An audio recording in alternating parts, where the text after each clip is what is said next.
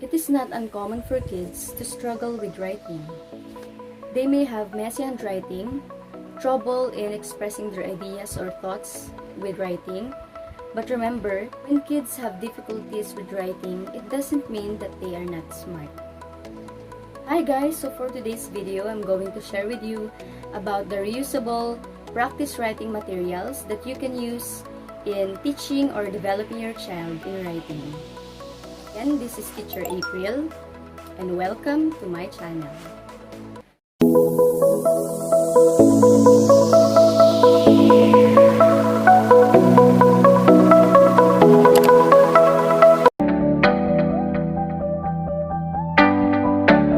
So these reusable writing materials are very easy to make, and all the materials that you will need is always available in the market, in school supplies or in general merchandise. You just have to spend less than 100 pesos in creating one for your child.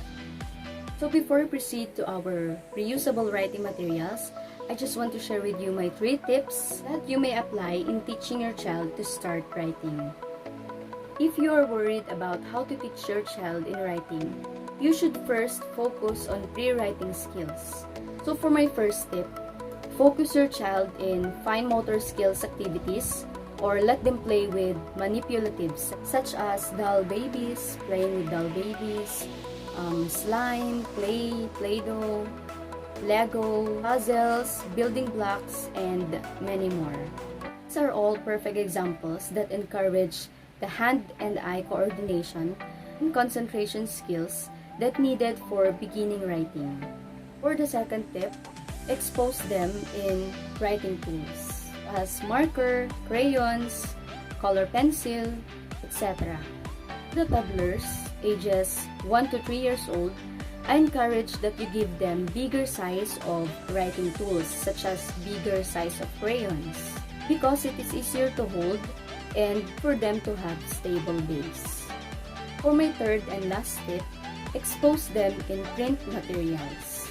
Basic examples for this are books, children's book, coloring book, and many more. Experts suggest that it is better that you read the book together because in that way your child will expose on different lines, different patterns, different letters, and different shapes.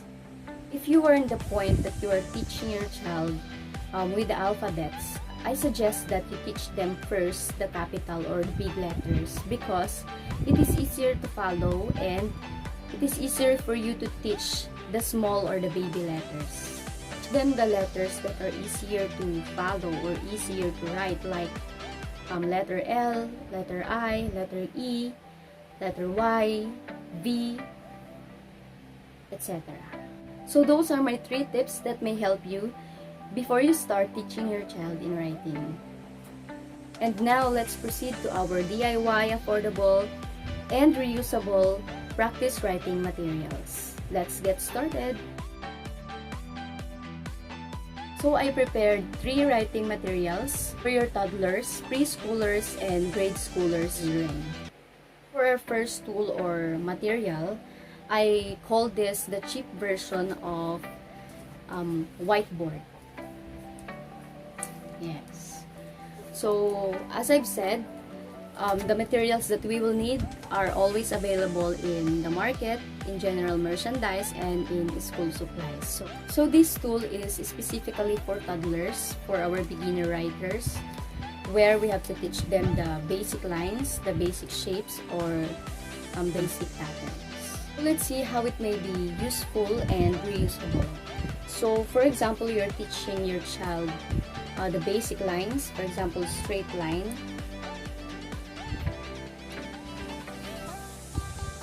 or basic shapes like heart,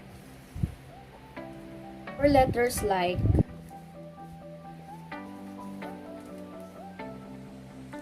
you can erase it by using tissue or any kind of cotton will do. Creating this material, you will just need plastic cover, 1/8 illustration board, tape, and whiteboard marker. So what I discovered about this material is that we have to immediately erase the mark like 5 minutes because ang tendency po ay didikit yung mark ng marker sa plastic cover. For our second material, it may be helpful for toddlers, preschoolers, and grade schoolers. Call this a reusable writing worksheet portfolio. For this, you just need a clear portfolio in any size and printable writing worksheets, or kung magaling mag-drawing si mommy and daddy, pwede din pong drawing. Just like the first tool, you also need whiteboard marker for this to serve as the pen or pencil of your child. Susundan lang po niya yung printed worksheet. And to erase it, you just need tissue. Third and last writing tool is somewhat special for me because it is inspired from my grandmother and from my tita. They are also educators and used this intervention before, especially for pupils that are having difficulty in writing their names. I call this Name Practice Guide. So I can say that this is really effective because I also use this as an intervention for my grade 2 pupils, lalo na nung nahihirapan silang magsulat ng pangalan in cursive form. Actually, these tools save a lot of my time and my effort, especially in teaching with their names.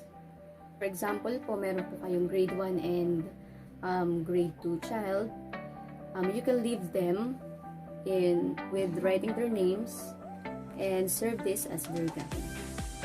So, as my intervention, what I did is I wrote their name on the pieces of their paper. Although today, this is computerized, and I laminated it. So, as I've said, I got this idea from my grandmother and my tita. So, wala pa naman pong laminating, kaya ang ginawa po nila ay they write the name of their pupils on the pieces of paper and mount it in folder and put a scotch tape side by side. And that's all for today, and I hope this video may help, especially for our dear parents. So if you think that this video is helpful and useful for your child's development, please click the like button and don't forget to subscribe. Thank you and God bless, beautiful people. Bye!